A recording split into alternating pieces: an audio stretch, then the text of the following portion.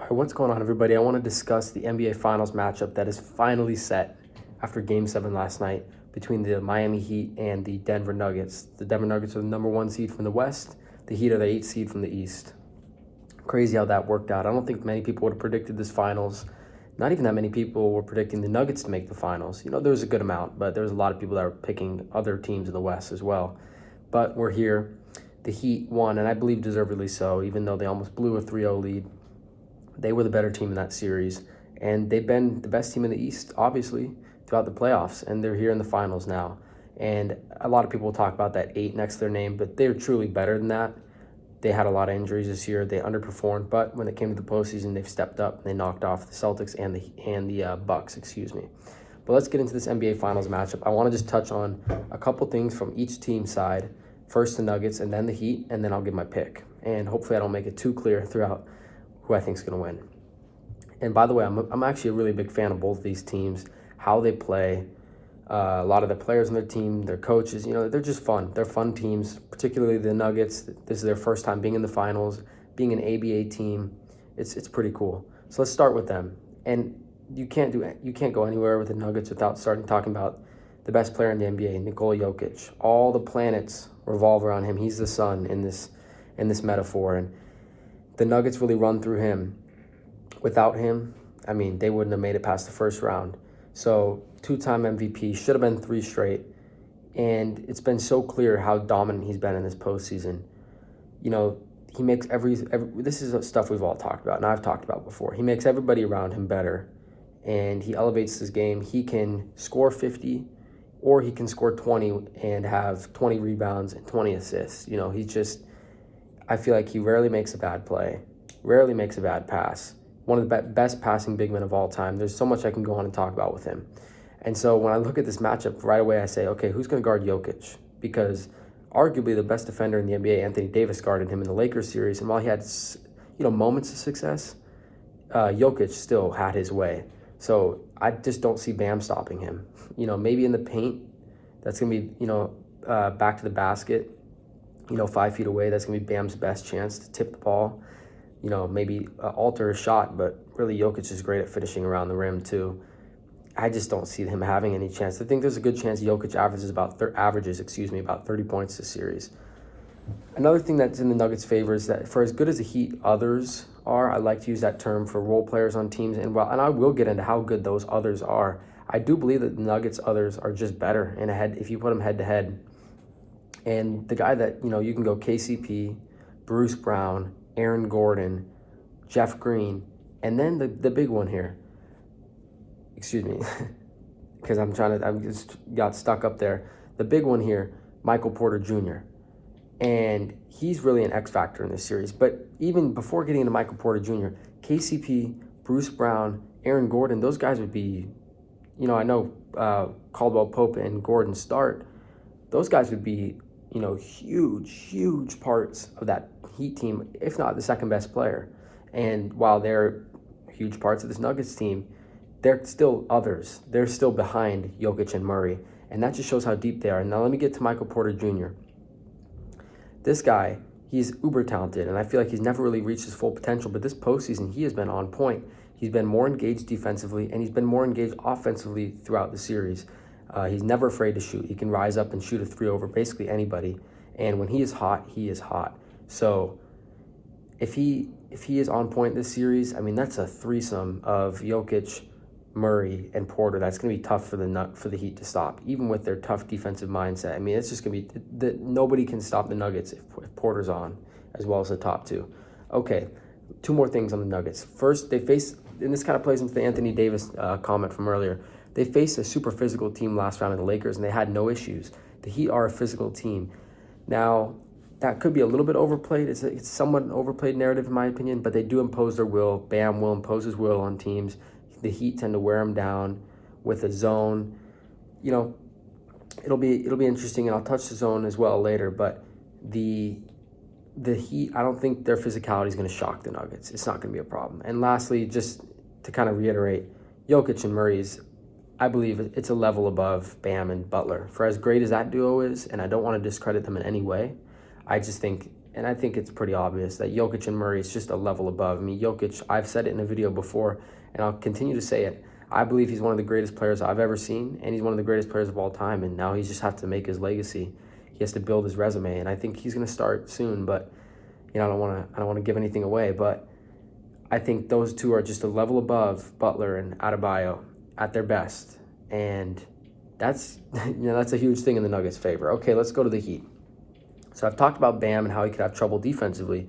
Well, let's talk about him offensively. He has done a very great job in this postseason, and I saw it a lot in Game 7 of the Celtics series of catching the ball at the free throw line and making the right pass to back cutters.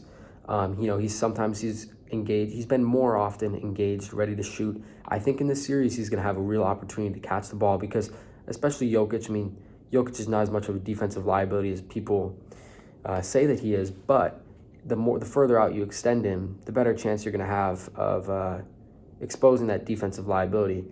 And especially if he's staying down to help, I think that's going to happen. I think Jokic isn't going to come too far out. So if they can get Bam the ball at the free throw line and he can turn and square, and I think he needs to be ready to shoot that mid-range jumper, which he's capable of doing so.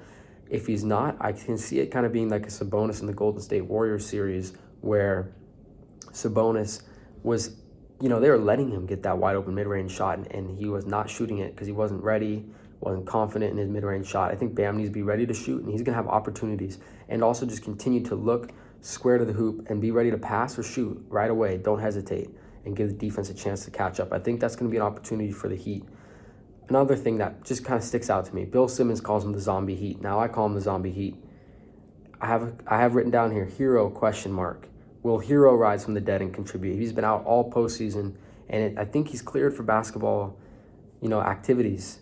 Is he going to come and make an impact? How is this going to impact the rotations? That's a big question mark, but if he can find his way into the rotation, maybe 20, 25 minutes somehow, this is speculation. I don't know how ready he is, but if he can, and he can play about 80% of what he is without, detracting from other guys like Duncan Robinson, who've been spectacular this postseason, that's huge. That is huge for the Heat because he's arguably, their second best player when healthy.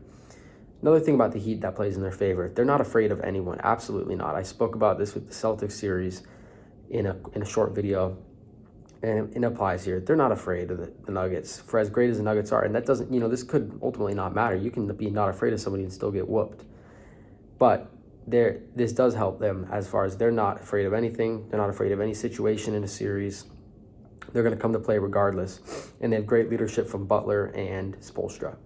All right, I talked about how the Nuggets others are better than the Heat others. But the Heat others being, in my opinion, Robinson, and there's others, but there's others, but some of the main guys, Robinson, Strus, Vincent, Martin, they're not a fluke, and they're going to continue to play well.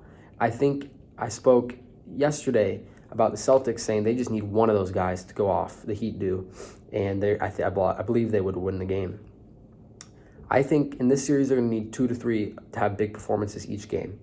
But I don't think that's out of the realm of possibility. These guys have been stepping up all postseason long, and I don't see any reason why it doesn't continue. And speaking of seeing any reason why it doesn't continue, that's their three-point shooting. This turnaround that's happened. They were terrible in the regular season, but they've been tremendous in the postseason.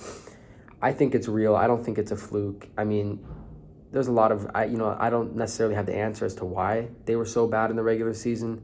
Injuries play a part of it. I don't know, really rising to the occasion. They've done that, and this doesn't seem to be stopping. So they're going to continue to shoot the three ball well, and they're going to need it in this series. Second to last point, they need to dominate the non-Jokic minutes. When Jokic is not on the floor, I expect Bam to be out there. Bam can handle quite a few minutes, so I expect him to be out there. They need to dominate those non-Jokic minutes and really do not let Murray and Porter go off in those minutes. They got to capitalize on that because, if they're not doing that, the series may not be close. Lastly, their transition defense is solid. And that's something that plays well because a guy like Bruce Brown, he is just instant. I call him instant transition.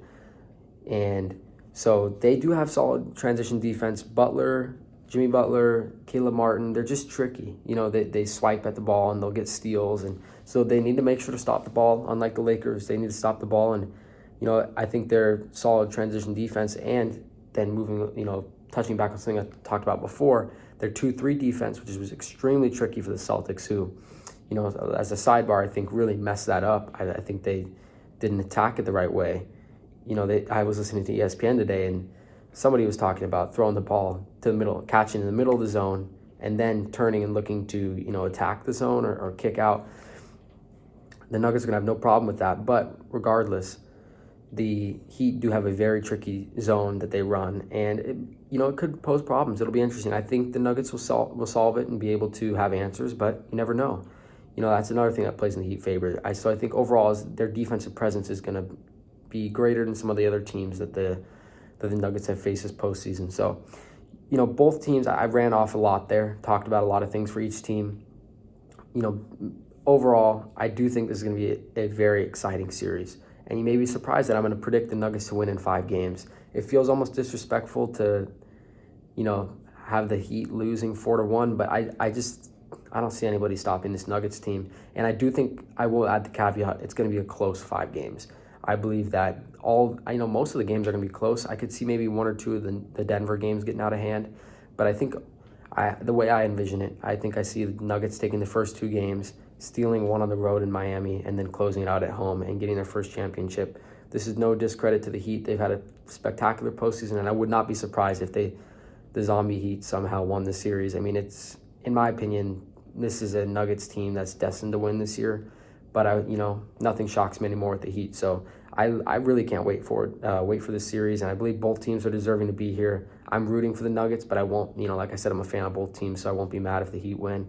But let me know what you thought of the breakdown. I know I kind of threw out a lot of stuff for each team, but I'd like to hear who you're picking to win the finals and any other thoughts you have on keys to success for each team. Thanks for watching.